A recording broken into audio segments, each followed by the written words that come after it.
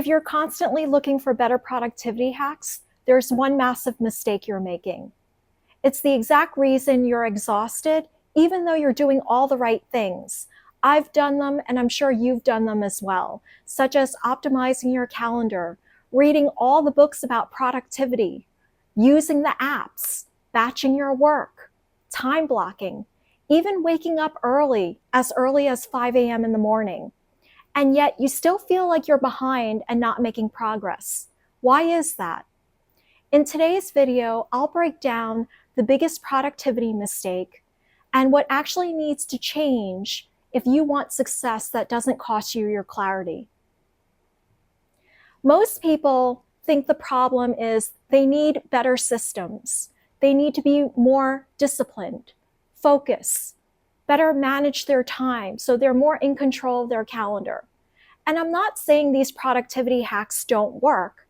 They work only if implemented after you address the source of the problem. Let's think about this for a moment. When you're on the hunt for the next productivity hack, you're trying to solve a problem. You're trying to get the things, the tasks off your to-do list checked off a lot quicker, done more efficiently and effectively. But you're constantly piling one productivity hack on top of the other. And if you're anything like me, once that to-do list gets to be a little too long, you become overwhelmed, you feel anxious, and you get stressed out. Here's what's actually happening. You're not struggling with productivity. You're operating under chronic stress.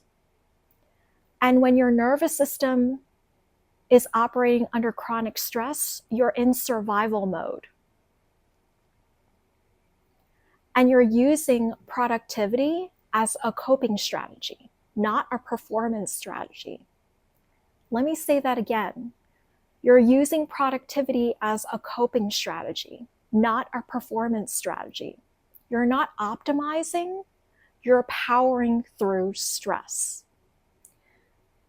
And the biggest mistake is using productivity to overrun exhaustion instead of addressing the source of the problem.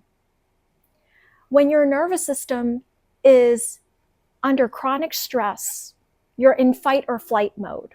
So you tend to say yes too quickly, overcommit, stack tasks back to back. You mistake urgency for importance, and you feel restless when you're not producing. And here's the dangerous part. It works short term. You get all those tasks checked off your to-do list. You get praise from your manager. You hit your goals.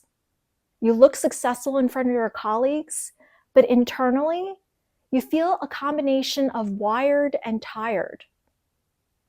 You get brain fog. You feel accomplished but resentful because maybe you've been carrying work that isn't yours to carry, or you're doing things that you don't enjoy doing. Have you ever come home from work exhausted, walk into a room ready to say something to a family member or get something from that room and completely forget what you went in there for? We usually cough it up to a lot on our mind, aging, but that's an example of nervous system dysregulation. And no productivity hack fixes that. True productivity doesn't start with tools. It starts with regulating your nervous system. And once your nervous system is stabilized, you choose priorities instead of reacting to it. You can tolerate space without filling it. You don't equate rest with weakness, and you stop confusing motion with progress. I used to stack my meetings back to back on my Outlook calendar. And by using the productivity hack of organizing your meetings and color coding them, my Outlook calendar looked like a rainbow. I did not have any blank space. And I thought I was being productive and making progress. But that was far from the truth. Every time I had blank space, I would feel guilty. I wasn't being productive. Now, and for the last couple of years, I have a lot of blank space in my calendar, and I don't feel guilty by it. I use that blank space for creative thinking, brainstorming ideas, working on meaningful projects. And I teach my clients to do the same with the systems. But it is only when the nervous system is stabilized, when productivity hacks and systems work. There's a deeper layer that most people don't talk about. For many, productivity isn't just about output, but it's about identity. Being seen as the reliable one, the competent one, the one who handles it all, the one who doesn't drop the ball on anything. And I have a separate video about that, how identity is tied to your job title, and I'll link that in the description box below. But if slowing down feels uncomfortable and unsafe, no planner will fix that. If worth feels tied to output, no hack will free you. Regulating the nervous system, that's where the real work lies. So if you're still constantly searching for the next productivity hack, but still exhausted, it's because you're trying to optimize on top of a stress foundation. And stress foundations crack. I like to use the example of building a house. When you build a house, the most important piece of the structure is the foundation. If there is even the smallest hairline crack in the foundation, it doesn't matter what you build on top of it. You could have the best quality materials, stone, brick, whatever it is that your heart desires.